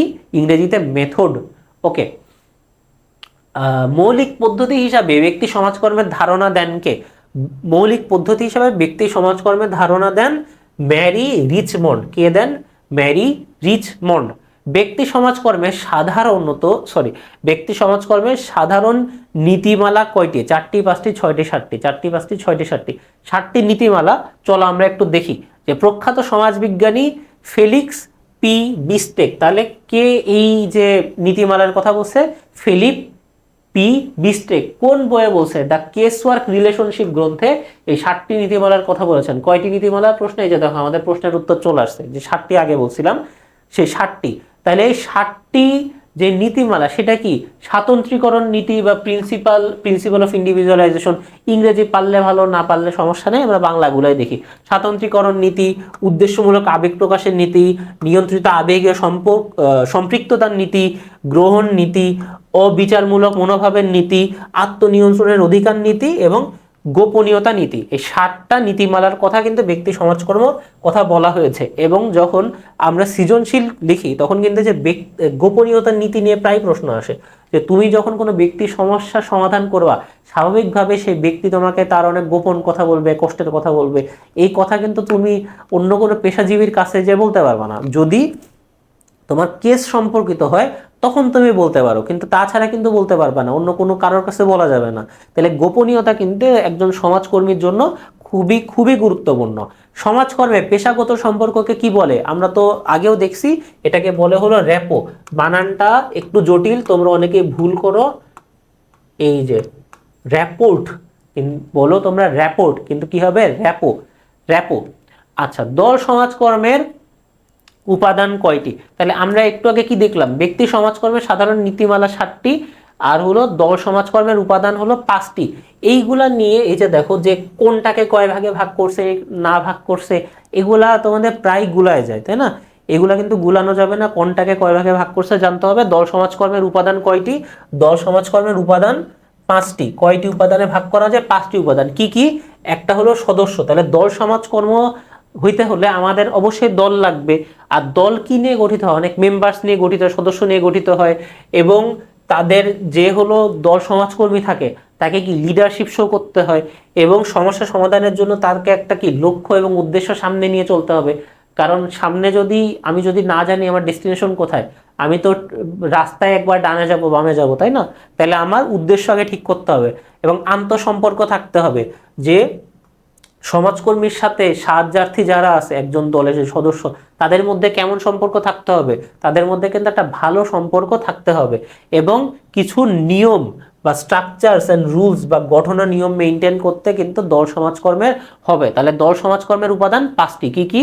সদস্য, নেতৃত্ব, লক্ষ্য, উদ্দেশ্য, আন্তঃসম্পর্ক, গঠন নিয়ম। মনে না থাকলে কয়েকবার একটু লিখে নিবে। সত্যহীন দলকে কি বলা হয়? সত্যহীন দলকে বলা হয় মৃত। সত্যহীন দলকে কি বলা হয়? মৃত। ব্যক্তি সমাজকর্মের সমস্যা সমাধান প্রক্রিয়ার ব্যক্তি সমাজকর্মের সমস্যা সমাধান প্রক্রিয়ায় আওতাভুক্ত কি? সমস্যা নির্ণয়, সমাধান, প্রয়োগ, সমস্যা নির্ণয়, সমাধান, প্রয়োগ। প্রয়োগ কিন্তু ব্যক্তি সমাজকর্মের সমস্যা সমাধান প্রক্রিয়ার অন্তর্ভুক্ত না। 1 আর 3 হবে উত্তর। চলো আমরা হলো কি দেখি তাহলে ব্যক্তি সমাজকর্মের সমস্যা সমাধান প্রক্রিয়ার ধাপ কয়টি। মনোসামাজিক অনুধান, সমস্যা নির্ণয়, সমাধান ব্যবস্থা, মূল্যায়ন। তাহলে দেখো এখানে কিন্তু তোমার সরি আমি একটু ভুল করছি, উত্তর হবে, দাঁড়াও, উত্তর হবে 1 আর 2। তাহলে এইটা আমার একটু ভুল হয়েছে। প্রয়োগ কিন্তু ব্যক্তি সমাজকর্মের সমস্যা সমাধান প্রক্রিয়ার অন্তর্ভুক্ত না। তাহলে দেখো এখানে সমস্যা নির্ণয় আছে, নির্ণয় আছে, সমাধান আমি আগেই ঠিক ছিলাম, ভুল বলছি। তাহলে উত্তর হবে 1 আর 3। সমাধান ব্যবস্থা আছে, সমস্যা নির্ণয়, এই যে দেখো সমস্যা নির্ণয় আছে, সমস্যা নির্ণয় আছে, সমাধান আছে, সমাধান আছে। প্রয়োগ কিন্তু এখানে কোথাও নাই। তাহলে উত্তর কি হবে? 1 আর 2। উত্তর হবে 1 আর 2। ওকে। সামাজিক নীতি বাস্তবায়নের ক্ষেত্রে সবচেয়ে বড় সমস্যা কোনটি? আমরা যখন বিভিন্ন রীতিনীতি সমাজে বাস্তবায়ন করতে যাই তখন যে মূল সমস্যা দেখা যায় সেটা হলো আমাদের কাছে পর্যাপ্ত তথ্য থাকে না বা তথ্যের ঘাটতি থাকে। সেটা হলো তথ্যের অভাব। যদি আমাদের কাছে মানে অ্যাকুরেট তথ্য না থাকে, আমাদের কাছে যদি অ্যাকুরেট তথ্য না থাকে তাহলে আমরা কিন্তু সঠিক নীতি তোমার নির্ণয় করতে পারবো না, তখন আসলে ঝামেলাটা হবে। শিক্ষানীতি 2010, এই যে আমরা দেখছিলাম যে শিক্ষানীতি 2010 অনুযায়ী মাধ্যমিক শিক্ষা স্তর কোনটা? মাধ্যমিক শিক্ষা স্তর, মাধ্যমিক শিক্ষা স্তর হলো নবম থেকে দ্বাদশ শ্রেণী। তাহলে প্রাথমিক কোনটা? প্রাথমিক হলো ক্লাস 1 থেকে 8 পর্যন্ত, ক্লাস 1 থেকে 8 পর্যন্ত। তারপরে হলো মাধ্যমিক, যেটা মাত্র দেখলাম, মাধ্যমিক হলো ক্লাস 9 থেকে 12 পর্যন্ত। তারপরে উচ্চ মাধ্যমিক, উচ্চ মাধ্যমিক হলো তোমার বিশ্ববিদ্যালয় লেভেলের। উচ্চ মাধ্যমিক হলো বিশ্ববিদ্যালয় লেভেলের, মানে এখানে অনার্স, মাস্টার্স, পিএইচডি, পোস্টডক বা হলো যা যা বলো না কেন সেগুলো হলো ইউনিভার্সিটি লেভেলের। এর আগেও একটা আছে, সেটা হলো প্রাক প্রাথমিক। এর আগে একটা আছে, সেটা হলো কি? প্রাক প্রাথমিক। প্রাক প্রাথমিকের মধ্যে কোনটা পড়ে? প্রাক প্রাথমিকের মধ্যে এই যে আমরা বলি না যে প্লে বা নার্সারি বা কেজি 1-2 বা কেজি যেটা বলি সেটা হলো প্রাথমিক, সরি প্রাক প্রাথমিক। তাহলে একদম প্রথমে কি আসতেছে? প্রাক প্রাথমিক। একদম প্রথমে আসে প্রাক প্রাথমিক, প্রাক প্রাথমিক, তারপরে প্রাথমিক, তারপরে মাধ্যমিক আর উচ্চ মাধ্যমিক। তাহলে যদি প্রশ্ন আসে যে, দেখা গেল প্রশ্ন ছিল যে তোমরা এখন কোন স্তরের পরীক্ষা দিচ্ছ, তোমরা কোন স্তরের পরীক্ষা দিচ্ছ? মাধ্যমিক স্তরের পরীক্ষা দিচ্ছ। এবং তোমরা যদি বলে যে এর পরের ধাপে কোন পরীক্ষা দিবে, সেটা হলো উচ্চ মাধ্যমিক বা ইউনিভার্সিটির পরীক্ষা দিবে। ওকে। সংবিধানের কত নম্বর অনুচ্ছেদে শিশুদের জন্য রাষ্ট্র কর্তৃক বিশেষ বিধান প্রণয়ন করা হয়েছে? সেটা হলো 28-4 নম্বর অনুচ্ছেদে এই শিশুদের জন্য রাষ্ট্র কর্তৃক বিশেষ বিধান প্রণয়ন করা হয়েছে।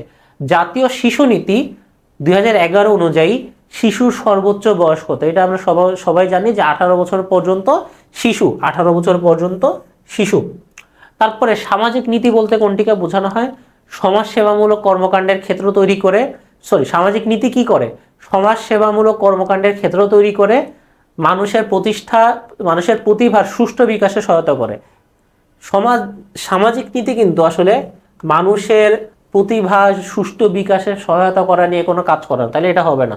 সকলের মৌলিক অধিকার পূরণের নিশ্চয়তা যায়, যে খাদ্য, বস্ত্র, বাসস্থান, শিক্ষা, চিকিৎসা, চিত্ত বিনোদন, এই ধরনের অধিকার পূরণের নিশ্চয়তা দেয়। তাহলে উত্তর কি হবে? উত্তর হবে 1 আর 3। উত্তর হবে 1 আর 3। তারপরে উদ্দীপকটা আমরা একটু দেখি। বর্তমান সরকার পরিবার পরিকল্পনা, মা ও শিশুর স্বাস্থ্য পরিচর্যা সহ প্রজনন স্বাস্থ্যের উন্নয়ন ও অন্তর্বর্তীকালীন দারিদ্র্য বিমোচন কৌশলপত্রের আলোকে মানুষ ও উন্নয়নের মধ্যে প্রত্যাশিত সমতা নিশ্চিতকরণের মাধ্যমে জনগণের জীবনমান উন্নয়নের লক্ষ্যে 2004 সালে একটি নীতি প্রণয়ন করে, যার ফলে মা ও শিশুদের অপুষ্টি হ্রাস ও 1 থেকে 5 বছরের কম বয়সী মৃত্যুর হার কমানো সম্ভব হয়েছে। উদ্দীপকে উল্লেখিত পরিস্থিতি উন্নয়নে সরকারের কোন নীতি প্রণয়ন করে? জাতীয় জনসংখ্যা নীতি, নারী উন্নয়ন নীতি, জাতীয় শিক্ষা নীতি, নাকি জাতীয় শিশু নীতি? দেখো এটা কিন্তু আসলে শিশুকে কেন্দ্র করেই বলা, এটা কিন্তু শিশুকে কেন্দ্র করেই বলা হচ্ছে। তাহলে দেখো যে এই জায়গায় দেখো হিন্ট কি কি, মা ও শিশুর স্বাস্থ্য, তাইলে শিশু না থাকলে তো মা হবে না, তাই না? তারপরে অন্তর্বর্তীকালীন যে দায়িত্ব, এই যে প্রজনন স্বাস্থ্যের উন্নয়ন ও অন্তর্বর্তীকালীন দারিদ্র্য বিমোচন, আবার এই যে মা ও শিশুদের অপুষ্টি হ্রাস ও 1 থেকে 5 বছরের কম বয়সী মৃত্যু হ্রাস কমানো, তাই এটা কোনটাকে ইন্ডিকেট করতেছে? এটা ইন্ডিকেট করতেছে জাতীয় শিশু নীতিকে। উদ্দীপকে উল্লেখিত ক্ষেত্রে সফলতা লাভের জন্য সরকারের গৃহীত কর্মকৌশল কি কি? মহিলা ও শিশুদের টিকাদান কার্যক্রমে অংশগ্রহণ নিশ্চিত করা, অবশ্যই। সকল সেবা কেন্দ্রে প্রয়োজনীয় ওষুধ ও যন্ত্রপাতি সরবরাহ নিশ্চিত করা, কারণ এগুলা না থাকলে তো সেবা দিতে পারবে না। প্রশিক্ষিত দক্ষ সেবাদানকারী কর্মীরা সক্ষম দরিদ্র জনগোষ্ঠীর বাড়ি গিয়ে সেবাদান অব্যাহত রাখা। প্রশিক্ষিত দক্ষ সেবাদানকারী কর্মীরা সক্ষম দরিদ্র জনগোষ্ঠীর বাড়ি গিয়ে সেবাদান অব্যাহত রাখা। এটা কিন্তু সক্ষম দরিদ্রদের সাথে তো আসলে খুব একটা রিলেটেড না, তাই না? তাহলে এটার উত্তর কি হবে?